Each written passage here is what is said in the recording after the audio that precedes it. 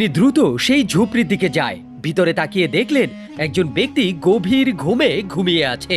তিনি নিঃশব্দে দরজা বন্ধ করলেন আর ফিরে আসলেন ওই গাছের নিচে। মুসা নবী বললেন, ইয়া আল্লাহ, এই ব্যক্তি কি আমার চাইতেও বেশি পরহেজগার, যার জন্য তুমি আমাকে পাঠিয়েছ?